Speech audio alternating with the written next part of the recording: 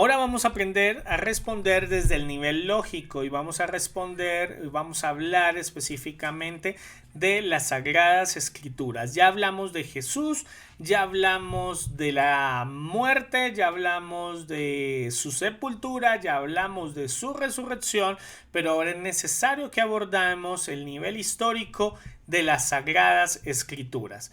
Y quiero comenzar entonces con la veracidad del Antiguo Testamento. Luego procederemos a hablar del Nuevo Testamento. Pero bueno, antes una aclaración. Si quieres obtener más información, si quieres tener más conocimiento en cuanto a cada libro, por ejemplo, quién escribió cada libro, cuándo lo escribió, cuál es su contexto histórico, teológico, el panorama teológico histórico también del mismo libro, libro por libro del Antiguo y el Nuevo Testamento. Si quieres aprender a responder a los ataques de ciertos libros, como por ejemplo, no, mira que Isaías, no un solo Isaías escribió todo el libro. Realmente tenemos tres Isaías, tenemos un deutero Isaías, tenemos un proto Isaías, que fueron personas diferentes al profeta que también escribieron este libro. Si quieres aprender a cómo responderle a alguien que te diga que el Pentateuco no fue escrito por Moisés y que tenemos la hipótesis documentaria de Julius Wellhausen y este tipo de cosas. Si quieres aprender más acerca de cada uno de los libros, te recomiendo que tomes el curso que doy sobre Historia de la Biblia 1 Antiguo Testamento e Historia de la Biblia 2 Nuevo Testamento. Ahí tomo libro por libro lo estudiamos. Autor, fecha de escritura, lugar de escritura, auditorio, a quién fue dirigido ese libro, contexto histórico, cultural y demás. Bien. Entonces te invito a que tomes esos cursos. También tenemos el curso de arqueología bíblica, el cual te invito a que tomes porque allí vemos la evidencia arqueológica desde el Génesis hasta la iglesia primitiva. Entonces ahí hablaremos sobre ciertas evidencias arqueológicas.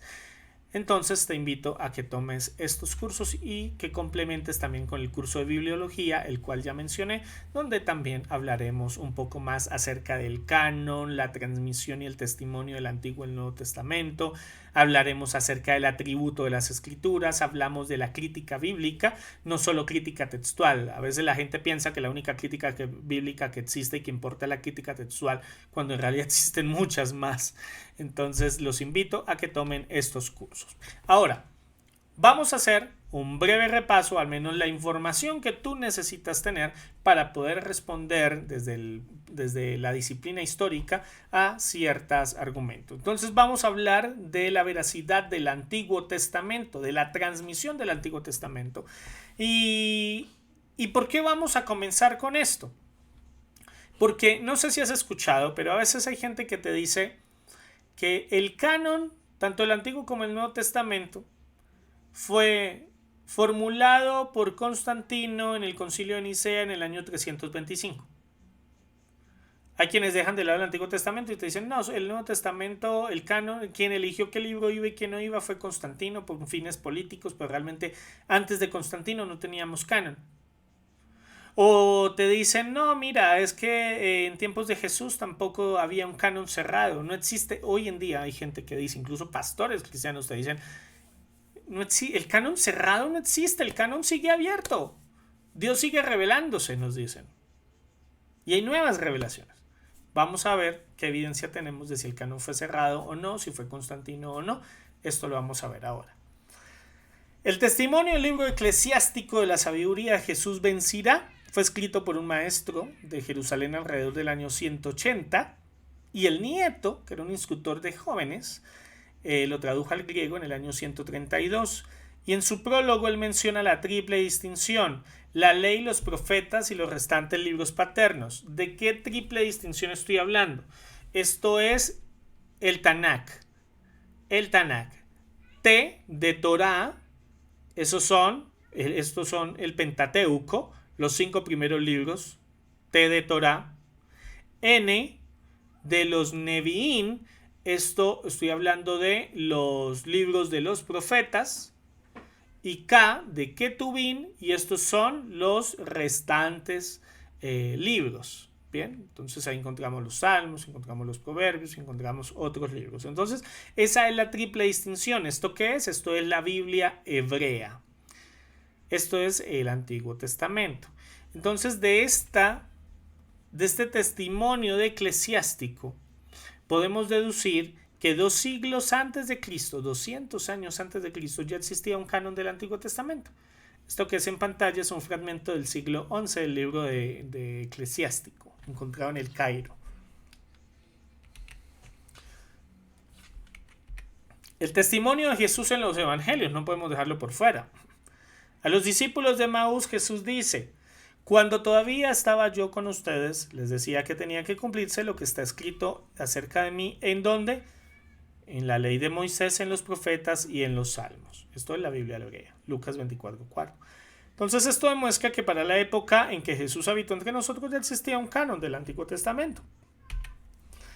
El testimonio de un hombre llamado Filón el judío, este filósofo de Alejandría, uno de los más renombrados del judaísmo durante el periodo helenístico, y en un libro que él escribió que se llama De Vita Contemplativa, él dice: las leyes, los oráculos dados por la inspiración de los profetas y los salmos y otros libros a través de los cuales se incrementa y se perfecciona el conocimiento y la piedad. El testimonio de Flavio Josefo, historiador judío romano del siglo I, y en su libro Contrapión dice: desde Artajerjes, o sea que también te traza una línea cronológica que básicamente te muestra todo el tiempo en el que fueron escritos los libros de la Biblia, del Antiguo Testamento. Desde Artajerjes hasta nuestro tiempo todo ha sido registrado, pero no ha sido considerado del mismo crédito de lo que había precedido, pues la exacta sucesión de los profetas cesó, pero la clase de fe que hemos colocado en nuestros propios escritos se evidencia por nuestra conducta, pues aun cuando ha pasado muy largo tiempo, nadie se ha atrevido a añadirles algo o a suprimirles algo, ni alterarlos en manera alguna. Los talmudistas, y permíteme te hablo aquí un poco acerca de ellos, porque antes de hablar de ellos, hay también otra objeción que se presenta. Por ejemplo, se nos dice: no me digas que con tantos milenios que han pasado, la Biblia no se ha corrompido. Nadie le ha metido mano. Nadie la ha alterado. Ese cuento yo no me lo como. O sea, no me vengas a decir que la Biblia no se ha alterado, porque yo creo que sí. Entonces necesitamos, en las escrituras ya vimos qué es lo que la Biblia dice acerca de sí misma, pero vamos a ver la historia. Y nos encontramos primero con unos personajes llamados los talmudistas. ¿Estos talmudistas quién eran? Pues bueno, eran el gran cuerpo de judíos, de la doctrina de los judíos. Este es el Talmud, que recoge este saber rabínico de los siglos II al VI. Y el objetivo de los talmudistas es explicar la ley de Moisés según la tradición oral. Y en los años posteriores al año 70, ¿qué ocurre en el año 70? Recuerdan, destrucción de Jerusalén, se destruye el templo, demás, ¿verdad? Entonces, posterior a esto, estos hombres, los talmudistas, asumen la responsabilidad de copiar el Tanakh, la Biblia hebrea, y elaboran una serie de reglas bastante estrictas que describen la manera en cómo debía copiarse los textos. Entonces, estos requisitos, ¿cuáles eran? Cada palabra del códice debía tener igual número de columna de texto. Las columnas debían tener un mínimo de 48 líneas y no debían exceder las 60 líneas. Cada línea debía tener 30 letras. Asimismo, los espacios entre las letras, las líneas y las secciones y los libros debían ajustarse a estas reglas muy precisas. El final de la Torá debía coincidir exactamente con el final de una línea. Nada podía escribirse de memoria, ni siquiera la parte de una letra. La tinta debía ser de color negro y se le preparaba de una manera muy especial. El nombre de Dios no podía ser la primera palabra escrita después de mojar la pluma en la tinta. Y el copista debía vestir ropas especiales y cumplir ciertas normas de higiene personal. Si se encontraba una copia del Tanakh que contenía algún error, mancha o signo de deterioro, ese manuscrito se quemaba, se enterraba o lo llevaban a las escuelas para ser usado durante las lecciones. Muchos de esos manuscritos incluso se han encontrado. Pero muchos pueden preguntar, ok, pero ahí qué tiene que ver, ahí me hablas de los talmudistas, pero ¿qué evidencia tenemos de la preservación de los talmudistas a la actualidad? O sea, ¿quién me dice a mí que lo que tengo yo en esta Biblia es lo que, por ejemplo, los talmudistas copiaron? Ok. Para aquí un segundo y vamos a seguir hablando del tema. Porque a partir del año 500 después de Cristo hacia el año 900 tenemos unos personajes llamados los masoretas. Y ellos asumieron la tarea de conservar y transmitir el Tanakh. Pero en el tiempo en que ellos comenzaron su trabajo, existía una preocupación, y es que esta nueva generación que se estaba levantando no estaba pronunciando bien el hebreo. Así que la correcta pronunciación del hebreo podría perderse. Y la dificultad radicaba ¿en qué? En que el hebreo no tenía vocales. Entonces, ¿cómo lo traduzco? Entonces, para asegurar esa correcta transmisión de estas tradiciones en hebreo llamado la Mesorá, pues los masoretas idearon un sistema de signos que acompañaban las consonantes y que tenían ese valor vocálico. Lo que vemos acá en pantalla es el códice Alepo, que es una Biblia hebrea del siglo X con puntuación masorética. Ahí quizá alcanzamos a encontrar.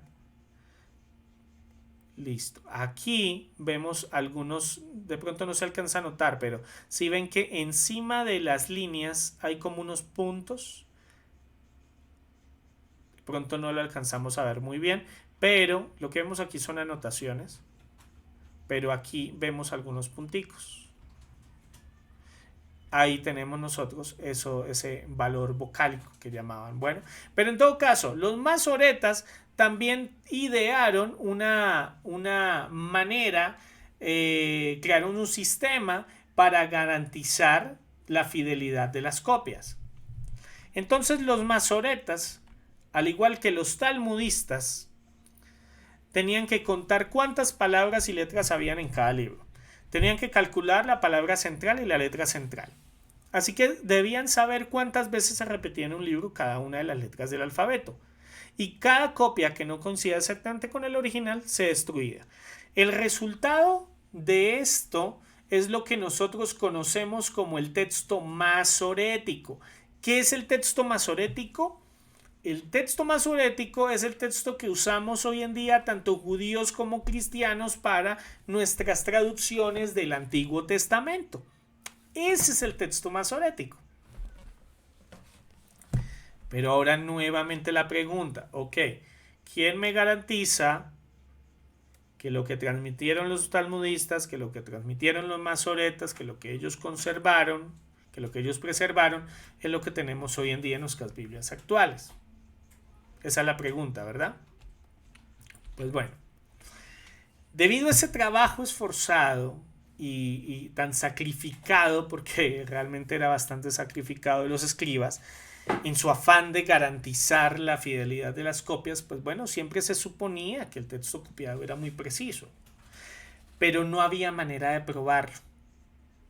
Hasta que se descubrieron unos manuscritos en una serie de 12 cuevas alrededor del Wadi Qumran, cerca del Mar Muerto en Cisjordania, entre el año 1946 y 1947, por pastores beduinos y más tarde por un grupo de arqueólogos.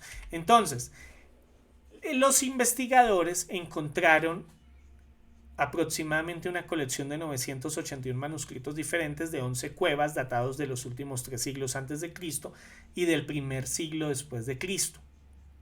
Lo que vemos aquí en pantalla es uno de los manuscritos más completos, que es el manuscrito de Isaías, el gran rollo de Isaías. Pero no hablaré yo, dejaré que hable Gleason Archer, un erudito bíblico que tiene bastante información sobre este tema.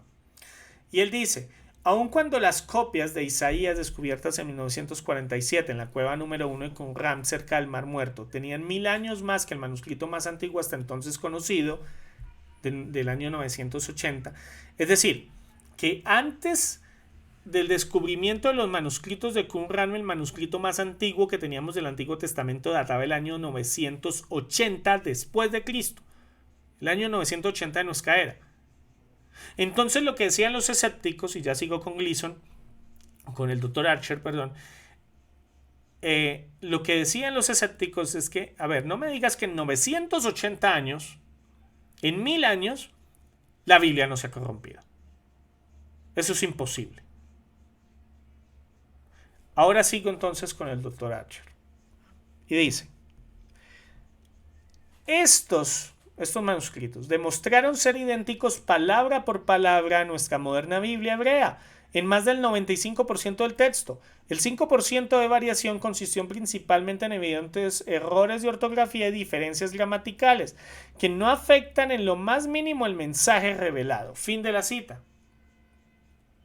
Otro erudito, que es el doctor Gary Branly, erudito en Antiguo Testamento y lenguas bíblicas, dice: los eruditos detractores de la Biblia ponían en duda la exactitud del texto masorético que constituye la base de nuestras versiones del Antiguo Testamento, ya que había un enorme lapso cronológico entre él y los autógrafos, que son los documentos originales. Debido a esta incertidumbre, estos eruditos con frecuencia corregían el texto con bastante libertad. Sin embargo, Qumran ha revelado los restos de una antiquísima edición masorética que antecede a la era cristiana, en la cual se basa el texto masorético tradicional.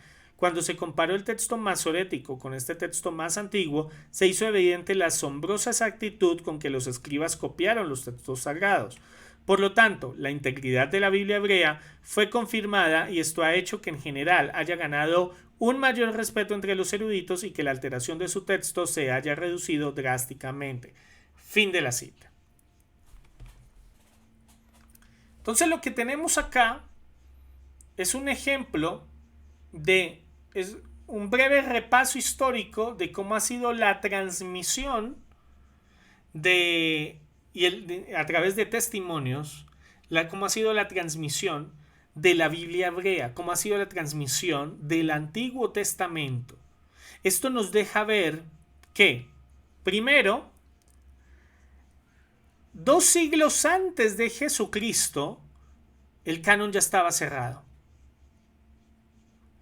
El canon del Antiguo Testamento. De hecho, Jesús no tiene ningún debate en cuanto a temas del canon cuando tú lees la Biblia. En ninguna parte Jesús confronta a los fariseos sobre qué libro lee o qué libro no leen. Sí, en ese tiempo existía literatura judía y helenista de la época, claro. El libro de Enoc, Macabeos y otros libros, claro. Pero ellos sabían qué libro era inspirado por Dios y qué libro no. ¿Qué libro era canónico y qué libro era deuterocanónico? Formaba parte de otro canon. Y que no era inspirado por Dios. Segundo, esto nos revela que la transmisión del Antiguo Testamento, que en la transmisión del Antiguo Testamento había una preocupación genuina por los copistas en que el texto se mantuviera inalterable. ¿Existen variaciones? Claro que sí, existen variaciones como cualquier otro texto histórico.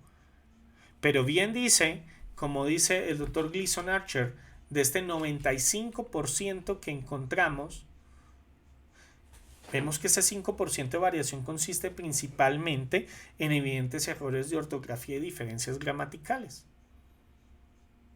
Nos dedicamos a analizar más acerca de estas variantes textuales cuando hablamos de crítica textual en el curso de bibliología.